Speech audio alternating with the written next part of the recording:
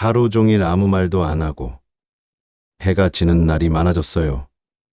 어느 70대 한 어르신의 말입니다. 이 말은 아주 담담하게 들리지만 가만히 들여다보면 가볍지 않습니다.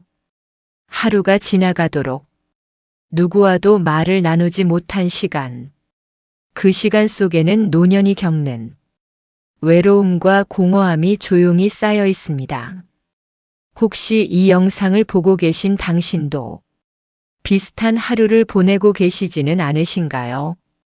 아침에 눈을 떴을 때 오늘 특별히 기다려지는 일이 없고 전화벨이 울리지 않아도 이상하지 않은 하루 해가 지는 것을 보며 오늘도 이렇게 지나갔구나라고 혼잣말을 하게 되는 날들 말입니다.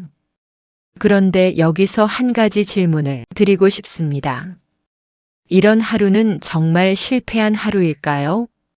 아무 일도 일어나지 않았고 아무에게도 필요하지 않았던 하루는 과연 의미 없는 하루일까요? 이 질문에 대해 2000년 전에 한 철학자는 전혀 다른 대답을 내놓습니다. 에피쿠로스는 이렇게 말합니다. 행복은 크지 않아도 된다. 평온하면 충분하다. 우리는 평생 더 큰 것을 향해 살아왔습니다. 더 잘 살아야 한다고, 더 열심히 해야 한다고, 누군가에게 쓸모 있는 사람이 되어야 한다고 배워왔습니다.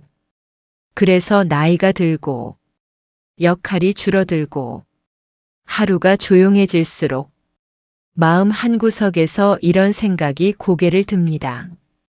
나는 이제 쓸모없는 사람이 된 건 아닐까?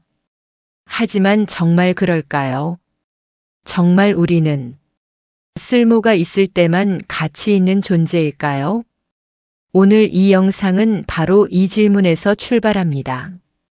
그리고 이 질문에 대해 철학자들이 어떤 대답을 남겼는지 함께 살펴보려고 합니다. 오늘 이 영상을 끝까지 보시면 혼자 있는 시간이 왜 반드시 외로움이 될 필요는 없는지, 아무 일도 없는 하루가 어떻게 평온한 하루로 바뀔 수 있는지, 그리고 나이가 들어서도 삶의 의미를 다시 발견할 수 있는 이유를 분명하게 알게 되실 겁니다. 우리는 평생 열심히 살아왔습니다. 우리는 늘 누군가에게 필요한 사람이 되려고 애써왔습니다. 그래서 이제 조용해진 삶 앞에서 마음이 먼저 불안해지는 것도 어쩌면 자연스러운 일입니다. 지금부터 들려드릴 이야기는 성공하라는 이야기도 새로운 인생을 시작하라는 이야기도 아닙니다. 오히려 그 반대입니다. 이미 충분히 살아온 삶을 다르게 바라보는 이야기입니다. 아침에 눈을 뜨고 시계를 보니 6시 반입니다. 예전 같으면 출근 준비로 바빴을 시간이지만 지금은 서두를 일이 없습니다. 침대에 누워 천장을 보다가 천천히 몸을 일으킵니다. 무릎이 조금 뻐근합니다. 몸의 변화를 느끼는 순간은 이제 낯설지 않지만 그래도 매번 새삼스럽습니다. 은퇴 이후의 공허함은 이렇게 조용한 아침마다 찾아옵니다. 할 일이 없다는 것이 아니라 해야 할 이유가 불분명해진다는 말이 더 정확할지 모릅니다. 창문을 열고 바깥을 봅니다. 아파트 단지 안에서는 몇몇 어르신들이 산책을 하고 있습니다. 저마다의 속도로 저마다의 방향으로 걷고 있습니다. 그분들도 나와 비슷한 마음일까요? 아니면 저보다 조금 더 평온한 아침을 맞이하고 계실까요? 이런 생각을 하다 보면 문득 이런 질문이 떠오릅니다. 나는 지금 무엇을 위해 하루를 시작하는 걸까? 이 질문에는 답이 쉽게 나오지 않습니다. 그런데 그것이 당연한 일인지도 모릅니다. 왜냐하면 우리는 평생 누군가의 부모로, 누군가의 직장 동료로 어떤 역할 속에서 살아왔기 때문입니다. 그 역할들이 하나씩 줄어들면서 생기는 공간을 어떻게 채워야 할지 아무도 가르쳐 주지 않았습니다. 그래서 많은 분들이 쓸모에 대한 불안을 느낍니다. 내가 여전히 누군가에게 필요한 사람인지, 이 세상에서 내 자리가 아직 남아있는지 확인하고 싶어집니다. 그런데 여기서 잠깐 멈춰볼 필요가 있습니다. 우리는 정말 쓸모가 있어야만 존재할 가치가 있는 걸까요?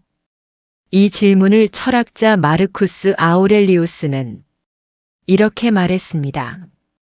아침마다 스스로에게 말하라. 오늘 나는 참견하기 좋아하는 사람, 은혜를 모르는 사람, 오만한 사람을 만날 것이다. 하지만 나는 그들 때문에 나의 평온을 잃지 않을 것이다.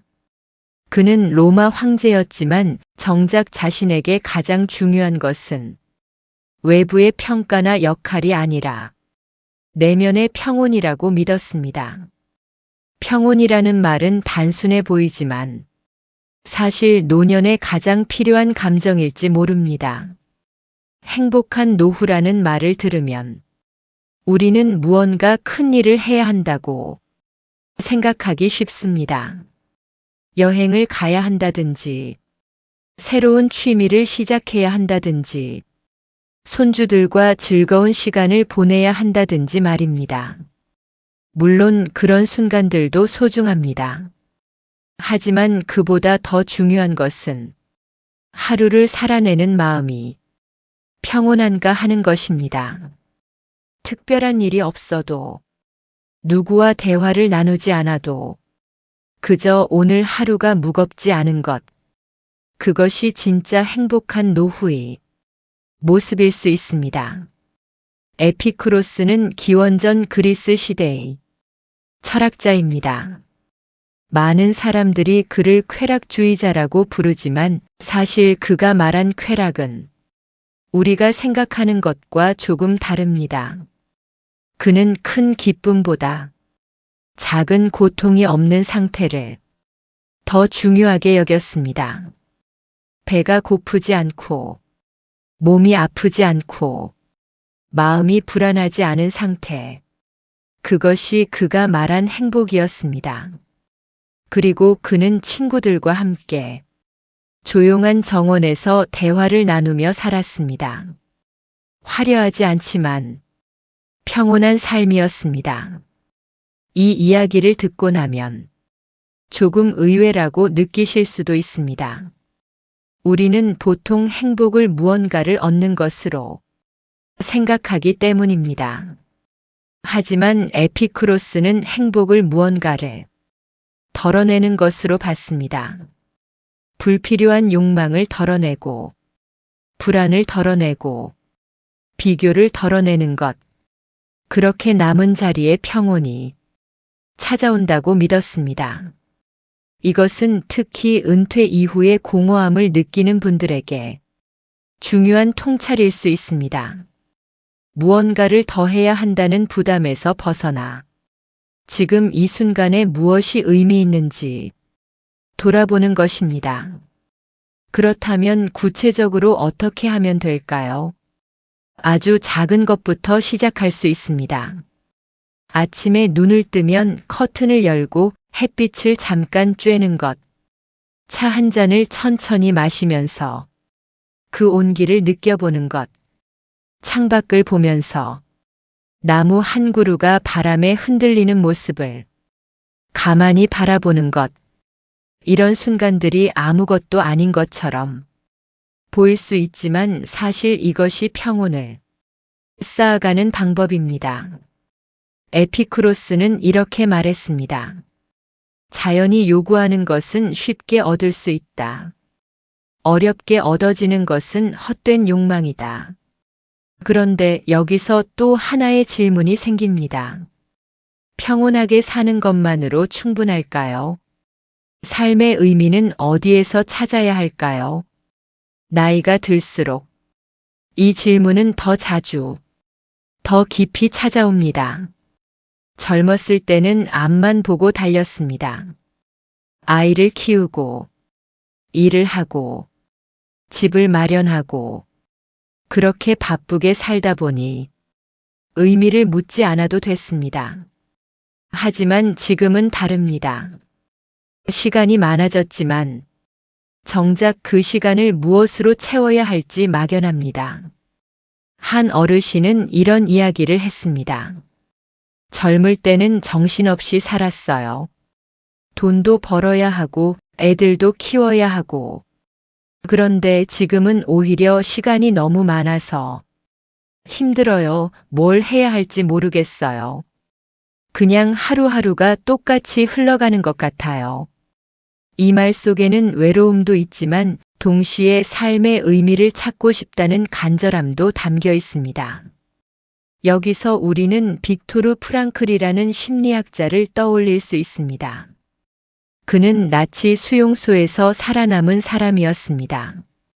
그곳에서 그는 극한의 상황 속에서도 살아남은 사람들에게는 공통점이 있다는 것을 발견했습니다. 그것은 바로 살아야 할 이유가 있었다는 것입니다. 어떤 사람은 수용소 밖에서 기다리는 가족을 생각했고, 어떤 사람은 전쟁이 끝난 후 꼭 해야 할 일을 떠올렸습니다. 프랑클은 이것을 의미 있는 삶이라고 불렀습니다. 그는 이렇게 말했습니다. 살아야 할 이유를 아는 사람은 어떤 상황도 견딜 수 있다. 물론 우리가 겪는 상황은 수용소와는 다릅니다. 하지만 그가 말하고자 한 핵심은 여전히 유효합니다. 사람은 의미를 필요로 한다는 것입니다. 그 의미는 꼭 거창할 필요가 없습니다. 프랑클은 의미를 세 가지 방식으로 찾을 수 있다고 했습니다. 첫째는 무언가를 창조하거나 일을 하는 것. 둘째는 누군가를 사랑하거나 경험하는 것. 셋째는 피할 수 없는 고통에 대해 우리가 어떤 태도를 취하느냐 하는 것입니다. 이것을 노년의 삶에 적용해 보면 어떨까요? 첫 번째, 무언가를 창조하는 것은 꼭 예술 작품을 만들거나 사업을 시작하는 것만을 의미하지 않습니다. 작은 텃밭을 가꾸는 것도, 손주에게 옛날 이야기를 들려주는 것도, 동네 복지관에서 봉사를 하는 것도 모두 창조입니다. 두 번째, 사랑하고 경험하는 것은 더 쉽습니다. 오랜 친구와 전화 통화를 하는 것, 동네 공원을 산책하면서 계절의 변화를 느끼는 것, 손주의 웃음소리를 듣는 것. 이 모든 것이 경험이고 사랑입니다. 세 번째, 고통에 대한 태도는 가장 어렵지만 동시에 가장 중요할 수 있습니다. 몸이 예전 같지 않고 친구들이 하나둘 떠나가고 세상이 점점 낯설어지는 것. 이런 것들을 우리는 피할 수 없습니다. 하지만 그것을 어떻게 받아들이느냐는 우리가 선택할 수 있습니다. 한 어르신은 관절염 때문에 걷는 것이 불편해졌습니다. 처음에는 화가 났습니다. 왜 하필 나에게 이런 일이 생겼을까? 예전처럼 자유롭게 움직일 수 없다는 것이 억울했습니다. 하지만 시간이 지나면서 생각이 바뀌었습니다. 걷는 속도가 느려진 덕분에 길가에 핀 작은 꽃들을 발견하게 됐습니다. 예전에는 그냥 지나쳤을 풍경들이 눈에 들어왔습니다. 그분은 이렇게 말했습니다. 아프지 않았으면 몰랐을 거예요. 천천히 걷는 것도 나쁘지 않다는 걸요. 이것이 바로 프랑클이 말한 태도의 선택입니다. 상황은 바뀌지 않았지만 그 안에서 의미를 찾은 것입니다. 그렇다면 이제 우리는 어떻게 해야 할까요? 의미 있는 삶을 살기 위해 무엇부터 시작하면 좋을까요? 여기서 중요한 것은 너무 큰 목표를 세우지 않는 것입니다. 노년의 삶은 젊었을 때와 다릅니다. 체력도 다르고 환경도 다르고 책임도 다릅니다. 그러니 젊었을 때의 방식을 그대로 적용하려고 하면 오히려 좌절감만 커질 수 있습니다. 대신 아주 작은 것부터 시작하는 것이 좋습니다. 예를 들어 일주일에 한 번 동네 도서관에 가는 것은 어떨까요? 거기서 책을 한 권 빌려서 읽어도 좋고 그냥 사람들이 오가는 모습을 보면서 차를 마셔도 좋습니다. 혼자 있는 시간이 길어지면 외로움이 커지기 쉽습니다. 하지만 사람들이 있는 공간에 나가는 것만으로도 그 외로움이 조금 덜해질 수 있습니다. 꼭 대화를 나누지 않아도 괜찮습니다. 같은 공간에 있다는 것만으로도 위로가 됩니다. 또는 일주일에 한 번 꽃집에 들러 꽃 한 송이를 사오는 것도 좋습니다. 꽃을 집에 두고 물을 갈아주고 시들어가는 모습을 지켜보는 것. 이것도 하나의 의미가 될 수 있습니다. 작은 생명을 돌보는 일은 우리에게 책임감을 줍니다. 그리고 그 책임감은 삶의 리듬을 만들어줍니다. 꽃에게 물을 주기 위해 일어나고 꽃이 피는 것을 보며 계절을 느끼고 그렇게 하루하루가 조금씩 다른 색을 띠게 됩니다. 어떤 분들은 일기를 쓰는 것도 좋은 방법이라고 말합니다. 거창한 글일 필요는 없습니다. 오늘 무엇을 먹었는지, 누구와 통화를 했는지, 창밖 날씨가 어땠는지, 그런 것들을 짧게 적는 것만으로도 충분합니다. 일기를 쓰다 보면 자신의 하루를 돌아보게 됩니다. 그리고 아무것도 하지 않았다고 느껴졌던 하루에도 사실은 여러 가지 일들이 있었다는 것을 깨닫게 됩니다. 이것이 쌓이면 삶의 흔적이 됩니다. 나는 이렇게 살았구나 하고 돌아볼 수 있는 기록이 됩니다. 그런데 이런 것들을 실천하려고 할 때 가장 큰 장애물은 무엇일까요? 바로 동기부여입니다. 처음에는 해보겠다고 마음먹지만 며칠 지나면 다시 원래대로 돌아가기 쉽습니다. 왜 그럴까요? 그것은 우리가 여전히 큰 변화를 기대하기 때문입니다. 일주일 동안 산책을 했는데 별로 달라진 게 없으면 포기하게 됩니다. 하지만 변화는 천천히 옵니다. 특히 노년의 변화는 더욱 천천히 옵니다. 여기서 우리는 스토아 철학자들의 지혜를 빌릴 수 있습니다. 스토아 철학자들은 우리가 통제할 수 있는 것과 통제할 수 없는 것을 구분하라고 말합니다. 우리가 통제할 수 있는 것은 우리의 생각과 행동입니다. 하지만 그 결과가 어떻게 나올지는 우리가 통제할 수 없습니다. 산책을 했다고 해서 당장 몸이 가뿐해지는 것은 아닙니다. 친구에게 전화를 했다고 해서 외로움이 즉시 사라지는 것도 아닙니다. 하지만 그것이 중요한 게 아닙니다. 중요한 것은 내가 할 수 있는 일을 했다는 것입니다. 그 자체로 충분합니다. 세네카는 로마 시대의 철학자였습니다. 그는 평생 권력의 중심에 있었지만 결국 황제의 명령으로 목숨을 잃었습니다. 그는 죽기 전에 많은 편지를 썼는데 그 편지들은 지금도 많은 사람들에게 읽힙니다. 그 중에 이런 구절이 있습니다. 우리는 짧은 삶을 받은 것이 아니라 우리가 삶을 낭비했을 뿐이다. 이 말은 조금 무섭게 들릴 수도 있지만 사실 희망의 메시지입니다. 왜냐하면 낭비하지 않으면 된다는 뜻이기 때문입니다. 지금부터라도 낭비하지 않으면 됩니다. 그렇다면 무엇이 낭비이고 무엇이 낭비가 아닐까요? 세네카는 과거를 후회하거나 미래를 걱정하는 시간이 낭비라고 했습니다. 과거는 이미 지나갔고 미래는 아직 오지 않았습니다. 우리에게 진짜로 주어진 시간은 오직 지금뿐입니다. 우리는 너무 자주 지금을 놓칩니다. 오늘 아침을 먹으면서도 어제 있었던 일을 떠올립니다. 저녁을 먹으면서는 내일 병원 예약 시간을 걱정합니다. 그러는 동안 음식의 맛을 느끼지 못하고 지금 이 순간을 놓쳐버립니다. 이것을 바꾸는 것은 쉽지 않습니다. 하지만 연습할 수는 있습니다.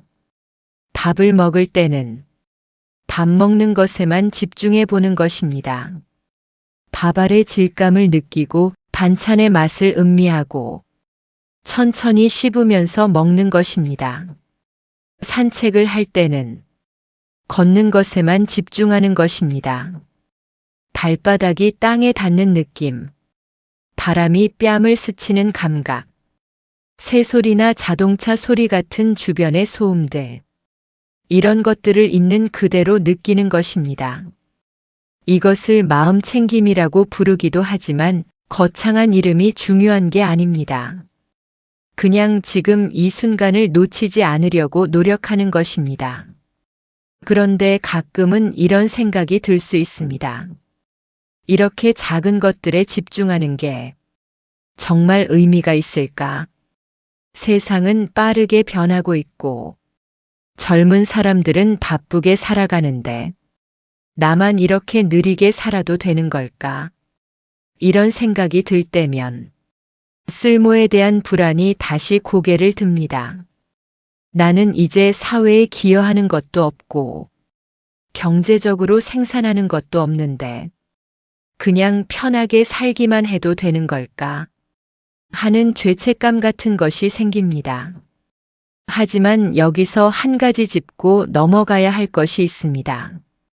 사람의 가치는 생산성으로만 측정되지 않는다는 것입니다.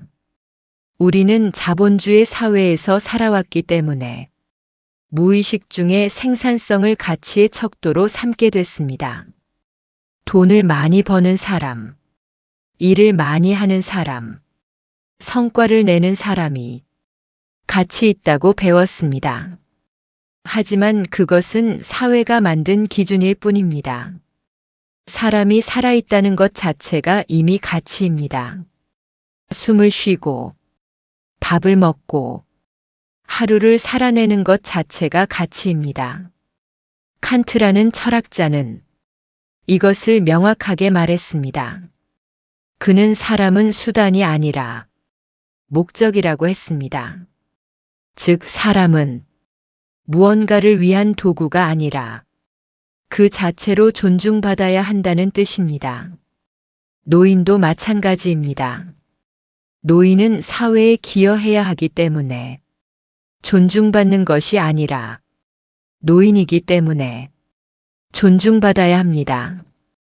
오랜 시간을 살아오면서 쌓은 경험과 지혜, 그리고 그 자체로 존재하는 것만으로도 충분히 가치가 있습니다. 어느 할머니가 이런 말을 했습니다. 요즘 젊은 사람들이 나를 보면 불쌍하게 생각하는 것 같아요. 늙고 병들어서 안 됐다고 생각하는 것 같아요.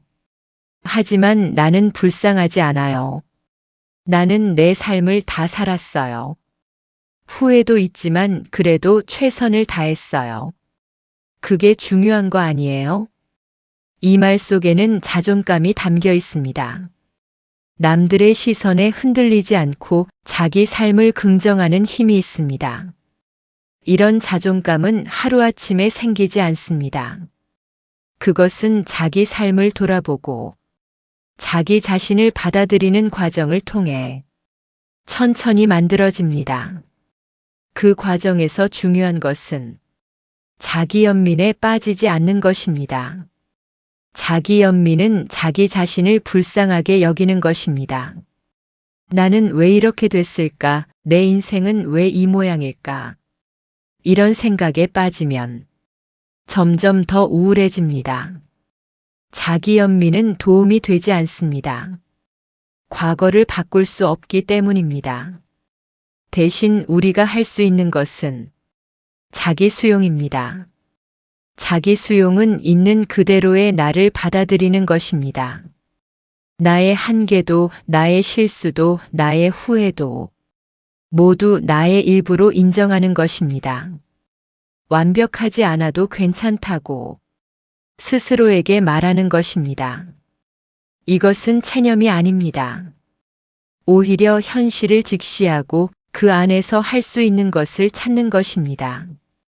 한 어르신은 젊었을 때 사업에 실패한 경험이 있었습니다. 그 실패 때문에 가족들에게 고생을 시켰고 오랫동안 자책하며 살았습니다.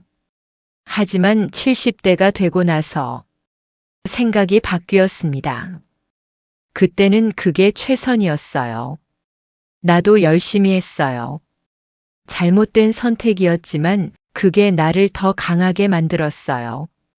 그 경험이 없었으면 지금의 내가 없었을 거예요. 이것이 바로 자기 수용입니다. 과거를 부정하지 않고 그것을 자기 삶의 일부로 받아들이는 것입니다. 이렇게 자기 자신을 받아들이고 나면 타인과의 관계도 달라집니다. 나를 인정하면 남도 인정할 수 있게 됩니다. 나에게 관대하면 남에게도 관대해집니다. 그리고 외로움도 조금 달라집니다. 외로움은 사라지지 않을 수 있지만 그것을 받아들이는 태도가 달라지는 것입니다. 혼자 있는 시간이 외롭다고 느껴질 때 그것을 부정적으로만 보지 않고 나와 함께 있는 시간으로 받아들이는 것입니다. 사르트르는 타인은 지옥이다라는 말을 했습니다. 이 말은 타인과의 관계가 힘들다는 뜻이기도 하지만 동시에 우리가 타인의 시선 속에서 살아간다는 뜻이기도 합니다. 우리는 타인이 나를 어떻게 보는지에 신경 쓰며 살아갑니다. 나이가 들어서도 마찬가지입니다. 자식들이 나를 짐으로 생각하지는 않을까? 친구들이 나를 늙었다고 생각하지는 않을까? 걱정합니다. 사르트르의 말에는 또 다른 의미도 있습니다. 타인의 시선에서 벗어날 수 있다면 우리는 자유로워질 수 있다는 것입니다. 물론 타인의 시선을 완전히 무시할 수는 없습니다. 우리는 사회적 동물이고 관계 속에서 살아가기 때문입니다. 하지만 그 시선에 지나치게 얽매일 필요는 없습니다. 나이가 들면서 얻는 것 중 하나는 타인의 평가로부터 조금 더 자유로워질 수 있다는 것입니다. 젊었을 때는 남들이 어떻게 생각할까? 많이 신경 썼지만 이제는 조금 덜해질 수 있습니다. 어차피 모든 사람을 만족시킬 수는 없고 중요한 것은 나 자신이 편안한가 하는 것입니다. 이것이 바로 노년의 자유입니다. 해야 할 역할이 줄어들면서 생기는 공허함도 있지만 동시에 자유도 생깁니다. 이제는 남에게 보여주기 위해 살 필요가 없습니다. 자식들을 위해, 배우자를 위해, 직장을 위해 살아온 시간이 지나고 이제는 나를 위해 살 수 있는 시간입니다. 이 자유를 어떻게 쓸 것인가는 우리의 선택입니다. 어떤 분들은 이 자유를 두려워하기도 합니다. 자유는 책임을 동반하기 때문입니다. 이제 아무도 나에게 무엇을 하라고 하지 않습니다. 그것은 편한 일이기도 하지만 동시에 막막한 일이기도 합니다. 무엇을 해야 할지 스스로 결정해야 하기 때문입니다. 하지만 이것이 바로 의미 있는 삶의 시작입니다. 누군가가 정해준 길이 아니라 내가 선택한 길을 걷는 것입니다. 그 길은 거창하지 않아도 됩니다. 매일 아침 산책을 하는 것, 일주일에 한 번 친구와 통화하는 것, 한 달에 한 번 손주를 만나는 것, 이런 작은 선택들이 모여서 삶이 됩니다. 그리고 그 삶은 누구와도 비교할 필요가 없습니다. 남들이 여행을 간다고 해서 나도 가야 하는 것이 아닙니다. 남들이 취미 생활을 한다고 해서 나도 해야 하는 것이 아닙니다. 나에게 맞는 것을 찾으면 됩니다. 그렇다면 나에게 맞는 것은 어떻게 찾을 수 있을까요? 이것은 시행착오를 통해서만 알 수 있습니다. 여러 가지를 시도해 보고 그 중에서 마음에 드는 것을 계속하면 됩니다. 처음부터 완벽할 필요는 없습니다. 어떤 것은 시작했다가 그만둘 수도 있습니다. 그것도 괜찮습니다. 중요한 것은 시도하는 것 자체입니다. 한 어르신은 70대에 처음으로 그림을 그리기 시작했습니다. 평생 그림과는 인연이 없었는데 우연히 복지관에서 열린 미술 수업에 참여하게 됐습니다. 처음에는 어색했습니다. 붓을 잡는 것도 어색하고 다른 사람들과 비교되는 것도 부담스러웠습니다. 하지만 몇 번 그리다 보니 재미를 느꼈습니다. 잘 그리고 못 그리는 것은 중요하지 않았습니다. 붓으로 색을 칠하는 시간 동안은 다른 생각이 사라졌습니다. 그것만으로도 좋았습니다. 그분은 이렇게 말했습니다. 그림을 그리는 동안에는 외롭지 않아요. 나와 대화하는 시간 같아요. 이것이 바로 희망과 위로가 있는 삶입니다. 거창한 성취나 큰 변화가 아니라 작은 순간들 속에서 발견하는 기쁨입니다. 그 기쁨은 오래가지 않을 수도 있습니다. 하지만 그것이 쌓이면 삶의 색이 됩니다. 회색빛이었던 하루에 작은 색이 더해지는 것입니다. 몸의 변화는 피할 수 없습니다. 무릎이 아프고 눈이 침침해지고 귀가 잘 안 들리는 것은 자연스러운 일입니다. 이것을 부정할 수는 없지만 그렇다고 삶이 끝난 것도 아닙니다. 몸은 늙어가지만 마음까지 늙을 필요는 없습니다. 새로운 것을 배우고 새로운 경험을 하고 새로운 사람을 만나는 것은 여전히 가능합니다. 물론 쉬운 일은 아닙니다. 새로운 것을 시작하는 것은 나이와 상관없이 어렵습니다. 익숙한 것에서 벗어나는 것은 불안을 만들기 때문입니다. 하지만 그 불안을 조금만 견디면 새로운 세계가 열립니다. 그리고 그 세계는 예상보다 나쁘지 않습니다. 오히려 새롭게 발견하는 기쁨이 있습니다. 세상은 계속 변하고 있습니다. 젊은 사람들은 스마트폰을 자유자재로 다루고 인터넷으로 모든 것을 해결합니다. 그것을 보면서 따라가기 힘들다고 느낄 수 있습니다.